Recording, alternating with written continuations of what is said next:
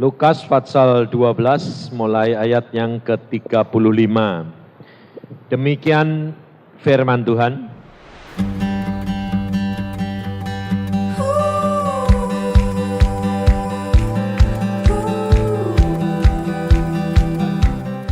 Hendaklah pinggangmu tetap berikat dan pelitamu tetap menyala.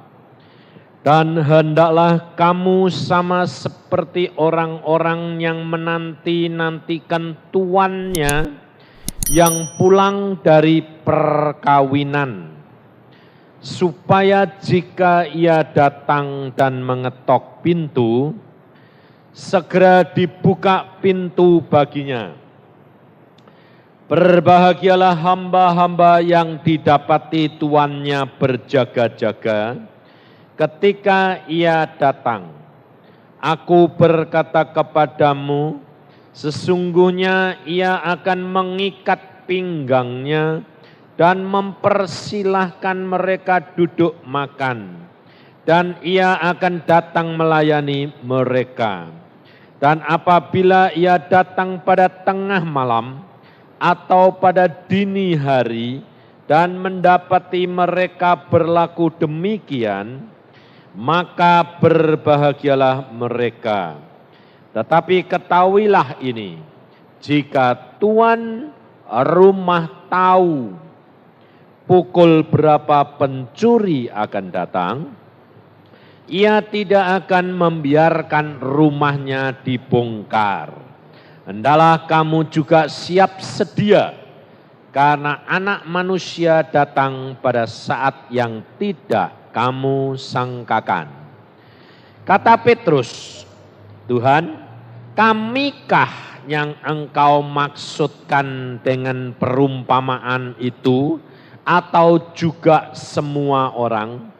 Jawab Tuhan, jadi siapakah pengurus rumah yang setia dan bijaksana yang akan diangkat oleh tuannya menjadi kepala atas semua hambanya untuk memberikan makanan kepada mereka pada waktunya? Berbahagialah hamba yang didapati tuannya melakukan tugasnya itu ketika tuannya itu datang. Aku berkata kepadamu, sesungguhnya tuannya itu akan mengangkat dia menjadi pengawas segala miliknya.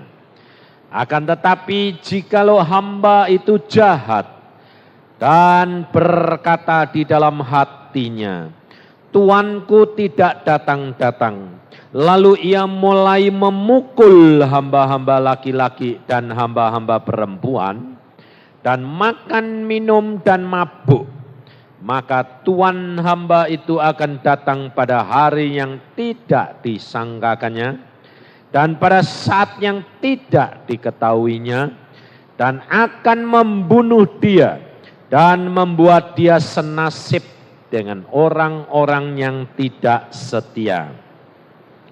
Adapun hamba yang tahu akan kehendak tuannya, tetapi yang tidak mengadakan persiapan atau tidak melakukan apa yang dikehendaki tuannya, ia akan menerima banyak pukulan. Tetapi barang siapa tidak tahu akan kehendak tuannya dan melakukan apa yang harus mendatangkan pukulan, ia akan menerima sedikit pukulan. Setiap orang kepadanya banyak diberi, daripadanya akan banyak dituntut. Dan kepada siapa yang banyak dipercayakan, daripadanya akan lebih banyak lagi dituntut. Sampai di sini. Saudara, kalau kita membaca firman Tuhan ini, Tuhan Yesus memberikan perumpamaan ini kepada murid-muridnya terlebih dahulu. Kemudian pada waktu Petrus bertanya, ini engkau tujukan kepada kita atau kepada semua orang, Tuhan? Nah, Tuhan melanjutkan perumpamaan yang lain. Nah, saudara, kita perhatikan. Perumpamaan yang pertama dari ayat 35 sampai dengan ayat yang ke-40. Tuhan Yesus khusus berbicara kepada siapa?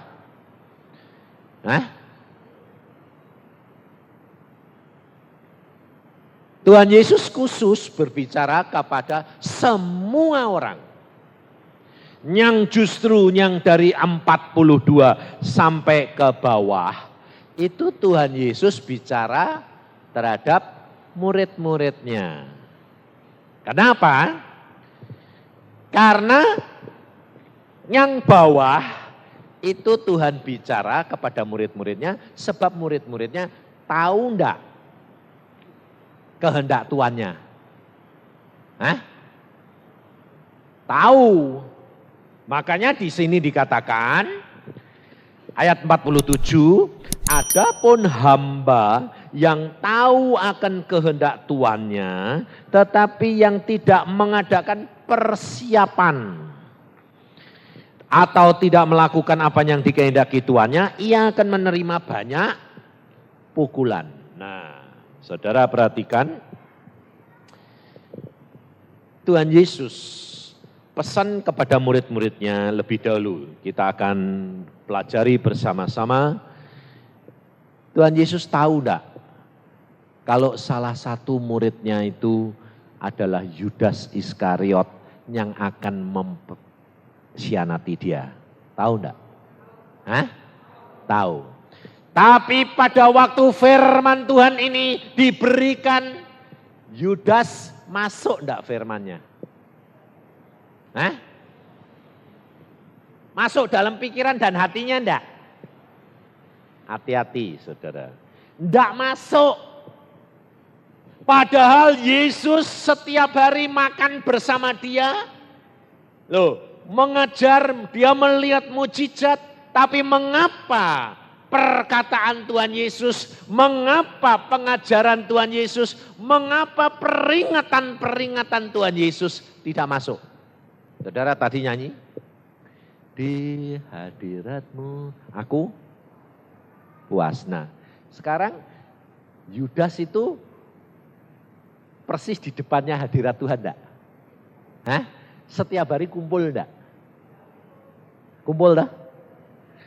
Kok enggak kok bisa mengkhianati Tuhan? Saudara, kalau pergi baktian bisa merasakan hadirat Allah enggak? Kalau Tuhan hadir suasananya lain, rasa enggak? Rasa. Lalu kalau suasana Tuhan enggak hadir, terasa enggak?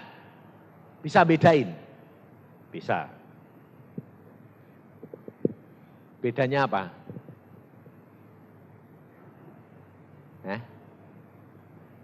Puas sama enggak? Nah, kekristenanmu kalau sampai di situ bahaya.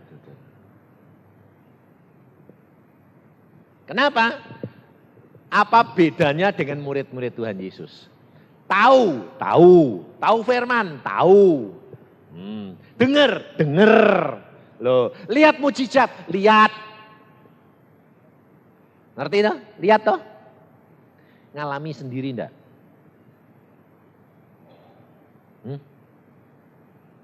Ayo, apa bedanya kamu sama muridnya Tuhan Yesus? 12 murid Tuhan Yesus, Yudas ngalami pribadi enggak? Ngalami mujizat enggak? Lihat atau ngalami?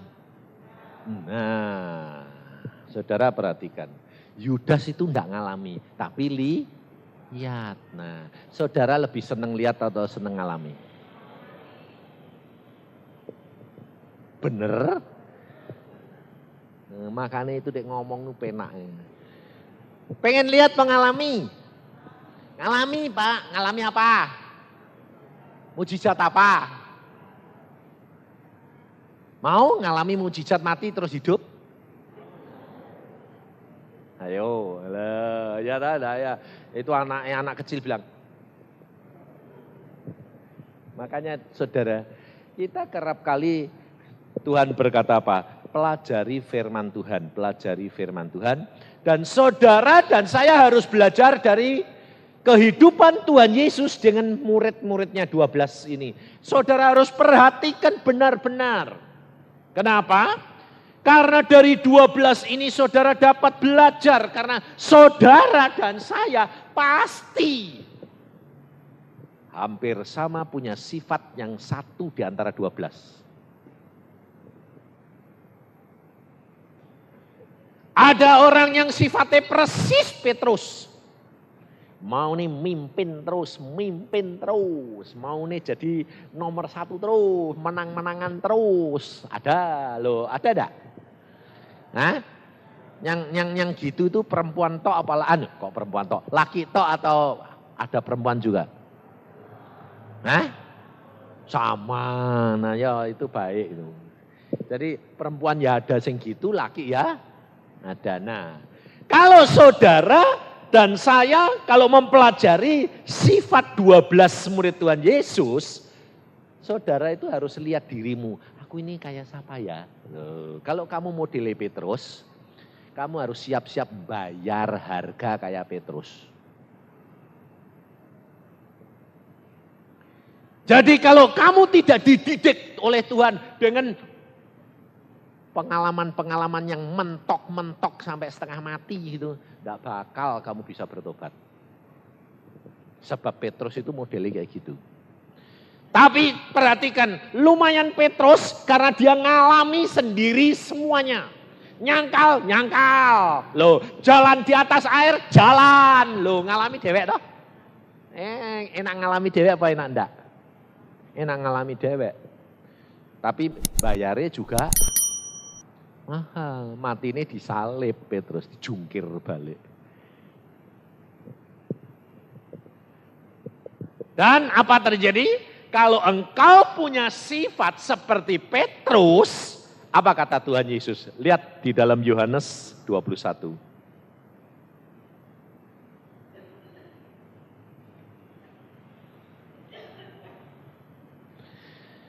Yohanes 21 ayat yang ke-18. Aku berkata kepadamu, sesungguhnya ketika engkau masih muda, engkau mengikat pinggangmu sendiri. Dan engkau berjalan kemana saja kau kehendaki. Tetapi jika engkau sudah menjadi tua, engkau akan mengulurkan tanganmu dan orang lain akan mengikat engkau dan membawa engkau ke tempat yang tidak kau kehendaki.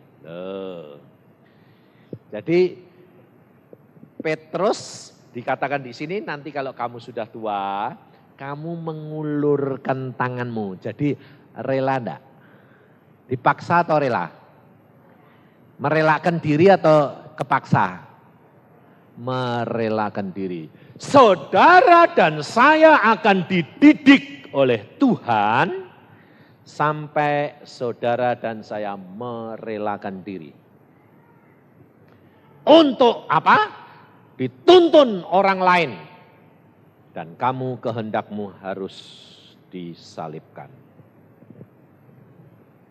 Tetapi jikalau kekristenanmu tidak mempunyai pengalaman pribadi dengan Yesus, sekedar dengar, sekedar ikut, sekedar merasakan hadirat Allah, sekedar engkau cuma lihat mujizat orang lain, hati-hati saudara.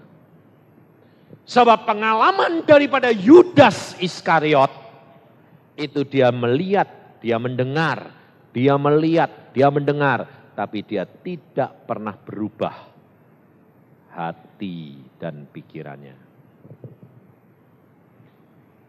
Akhirnya kepentingan dirinya, kebutuhan akan uang, kebutuhan dan kepuasan dirinya, itu yang akan muncul dan itu yang akan dilakukan terhadap Yesus. Maka dari itu Tuhan Yesus pesan di sini, waspada. berjaga-jaga. Ayat yang ke-35, hendaklah pinggangmu tetap berikat dan pelitamu tetap menyala. Orang yang selalu berikat pinggang berarti dia siap. Dan pelitanya yang menyala berarti orang itu tetap dapat melihat tanda-tanda. Karena terang, matanya bisa melihat apa yang ada di sekitarnya.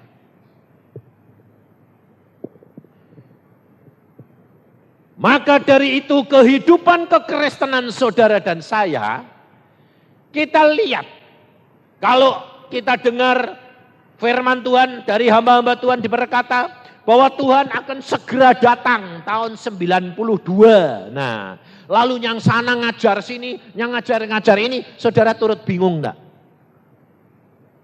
Hah? Bingung. Kalau turut bingung itu berarti saudara belum menghayati firman Tuhan. Makanya itu saudara saya selalu katakan apa? Belajar sendiri, belajar sendiri, belajar sendiri.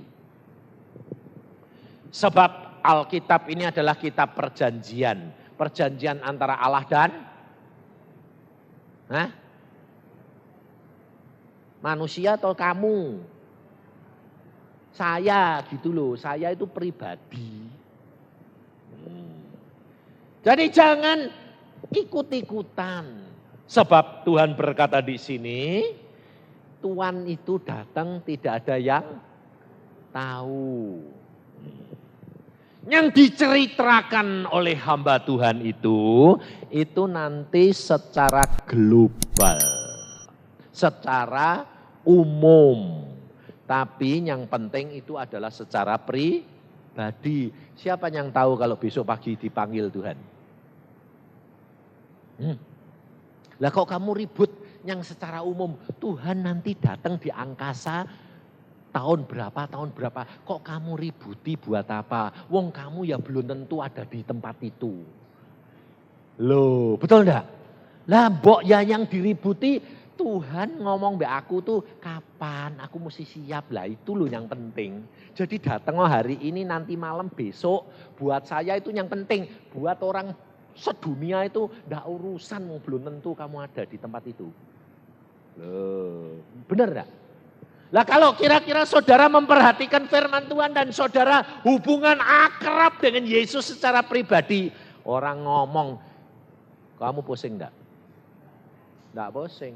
Terombang ambing enggak? Bingung enggak? Enak. Kok bingung-bingung? Makanya kalau ada khotbah bilang, Tuhan Yesus mau datang 92. Saya bilang apa? Beneran, tambah cepat tambah baik. Tapi saya punya hubungan pribadi dengan Tuhan. Dan Tuhan ngomong, kamu siapkan dirimu. Karena akan terjadi peristiwa-peristiwa ini. Oh ya, nah itu yang penting. Sebab apa saudara? Seandainya ini, Tuhan Yesus datang 92. Kamu pasti diangkat enggak? Tanya Isa nih. Kamu pasti diangkat enggak?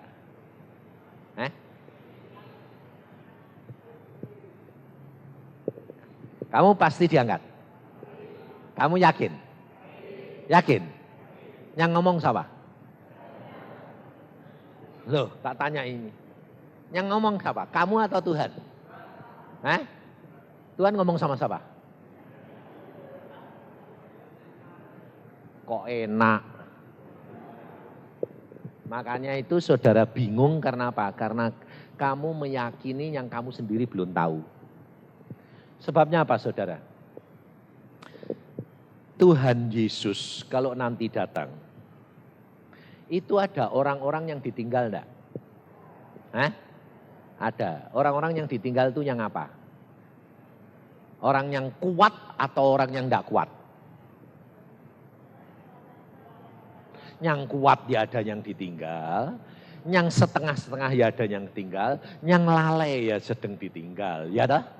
Lah kok kamu yakin kalau kamu bakal diangkat? Hah? Lah kalau Tuhan lihat, oh anakku ini kuat, tak tinggal supaya mati syahid. Yang tahu kamu kuat itu Tuhan atau dirimu sendiri? Hah? Lah kok kamu minta diangkat? Nah ayo, kepengen itu. Lah kalau kepengenmu itu kamu ngatur Tuhan atau Tuhan yang ngatur kamu? Nah iya, itu loh lihat, kacau atau kamu? Saudara tahu, yang penting itu adalah pribadimu dengan Tuhan. Kalau Tuhan memilih kamu enggak mau, tapi Tuhan lihat, wah ini anakku kuat, besok turut memerintah kerajaan 1000 tahun, harus mati syahid, harus bayar harga, sebab orang yang turut merintah kerajaan 1000 tahun harus mati syahid.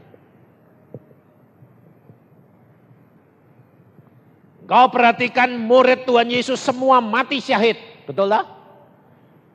Sebab di dalam Wahyu dikatakan juga, coba lihat, semua harus bayar harga itu di dalam Wahyu.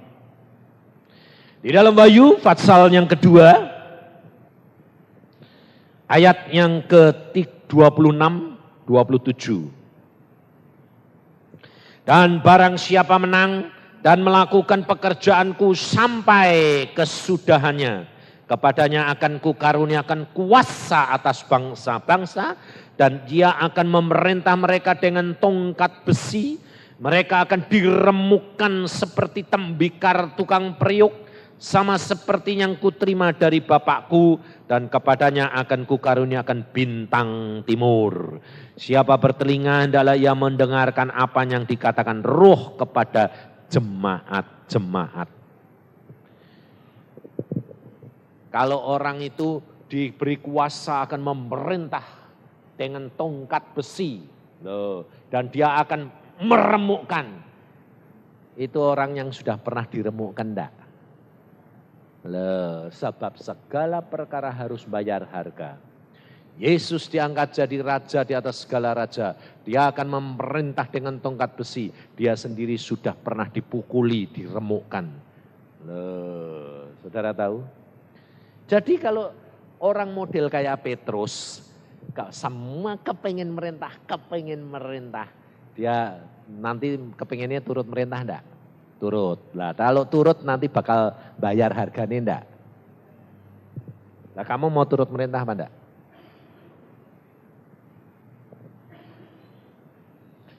Lah kalau kamu bilang yakin diangkat kok enak? Belum tentu. Lah kalau kamu ditinggal, karena kamu dijadikan saksi, Tuhan lihat, oh kuat. Ya toh, di penggal kepala ini kuat. Nah, ya wis bentah lah. Lalu kamu bilang, enggak mau Tuhan loh, yang milih kamu atau aku? Loh, saudara tahu. Maka dari itu pelajari Alkitab, saudara dan saya berkomunikasi dengan Tuhan. Engkau peka terhadap pimpinan Roh Kudus, engkau akan tahu Tuhan punya rencana dalam hidupmu apa. Sebab kehidupan kekristenan itu saudara adalah pribadi. Makanya saya selalu katakan kekristenan adalah pengalaman pribadi dengan Yesus. Kepercayaan pribadi bukan rombongan. Tapi saudara kerap kali kepengennya rombongan. Imanmu itu iman rombongan. Harus pribadi. Supaya saudara itu tahu apa yang akan terjadi dengan diri saya. Apakah saya akan ditinggal, apakah aku diangkat, apakah aku kuat, apakah aku enggak. Yang penting kamu nyeneng ke hatine Tuhan. Tuhan lihat, wah dilihat ini. Wah ini nanti bakal nih, enggak kuat ini. Pulang sekarang aja, enggak apa-apa pulang. Tapi kalau Tuhan lihat, wah ini nanti kuat rombongan ini. Lah rombongan. Loh saudara itu harus sendiri-sendiri, enggak sama. Loh. Ini kenyataan terjadi saudara. Seorang mempunyai anak. Anaknya ini disayang-sayang luar biasa. Disayang-sayang luar biasa. Lalu dia punya karunia luar biasa, bagus sekali. Loh, tapi anaknya nakalnya luar biasa. Nah, lalu bapak ibunya ini mendidik.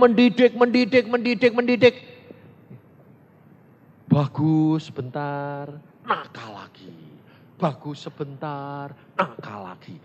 Minum ganja, minum, mabuk. Tapi nanti sebentar lagi bertobat, baik lagi. Loh, bapak ibunya sembayangnya bagaimana? Tuhan, ampuni anakku. Tuhan, ampuni anakku. Lihat ya dah. Pikirannya Tuhan kepengennya supaya anaknya berubah jadi baik enggak? Baik. Lalu didoakan sungguh-sungguh, sudah mulai baik. Baik. Beberapa bulan baik. Mati malah. Loh. Mati ini malah bukan biasa. Mati ini sakit terus mati enggak. Mati ini mabuk, tabrakan, mati loh. Yo, gue saya ini. Bingung enggak? Ayo. Waduh ini loh, Tuhan ini kan sudah jadi baik. Loh kok malah mati? Loh. Saya bilang apa?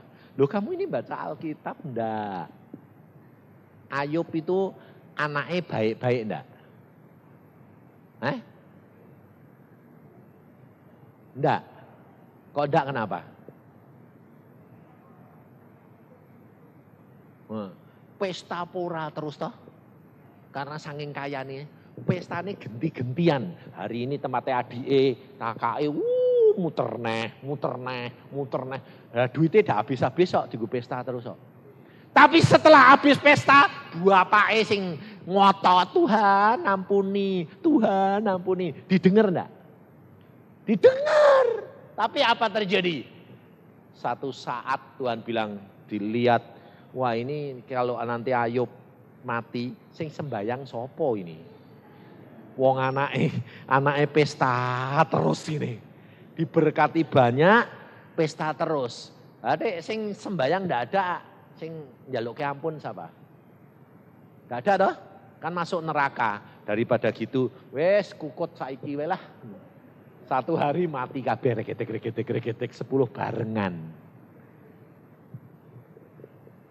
Itu Tuhan cinta enggak? Tapi buat kamu sakit enggak? Saudara tahu?